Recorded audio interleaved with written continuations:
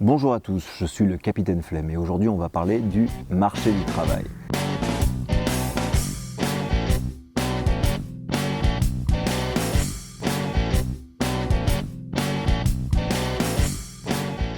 Alors, sur le marché du travail, nous ne sommes pas des demandeurs d'emploi. En économie, nous sommes des offreurs d'emploi. Les demandeurs d'emploi, ce sont les entreprises. Elles ont besoin de notre force de travail. Donc, nous offrons notre force de travail aux entreprises. Comme tout marché, l'offre et la demande se rencontrent afin de fixer un prix d'équilibre. Alors, comme c'est un marché un peu particulier, le prix d'équilibre ici, on l'appellera salaire d'équilibre. Donc, si on doit se représenter le marché du travail, en fait, comme n'importe quel marché, vous faites un graphique qui apparaît normalement derrière moi, où vous voyez la courbe de demande qui est décroissante et la courbe d'offre qui est croissante. Et en son centre, le salaire d'équilibre, donc la jonction des deux courbes. Sachez qu'une courbe de demande en économie est toujours décroissante, donc retenez-le jusqu'à la fin de vos jours, et une courbe d'offre est toujours croissante. C'est la loi de l'offre et de la demande. Normalement, sur tout marché, lorsque l'offre et la demande se rencontrent, tout le monde devrait trouver un emploi, c'est-à-dire tout le monde achète. Cependant, en France, on a une particularité qui s'appelle le SMIC, le salaire minimum interprofessionnel de croissance, qui vient parasiter le jeu de l'offre et de la demande. On considère que le SMIC est au-dessus du salaire d'équilibre. Le salaire d'équilibre devrait être aux environs de 700 € pour que tout le monde trouve un travail. En tout cas, que toutes les entreprises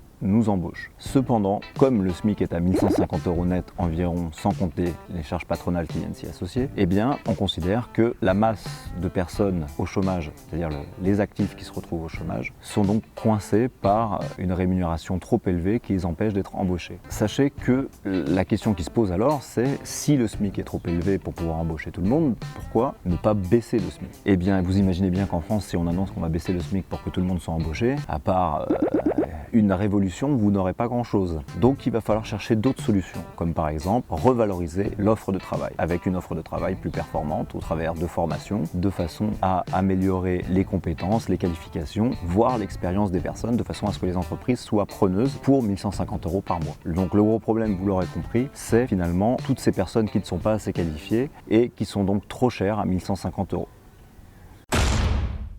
Si la vidéo vous a plu, n'hésitez pas à laisser vos commentaires, vous abonner, mettez un petit pouce bleu, vous faites comme vous le sentez. Évidemment, j'aurais pu vous parler d'autres choses comme les marchés parallèles, les réseaux parallèles, ce qu'on appelle les marchés noirs, les marchés gris, mais là j'ai la flemme.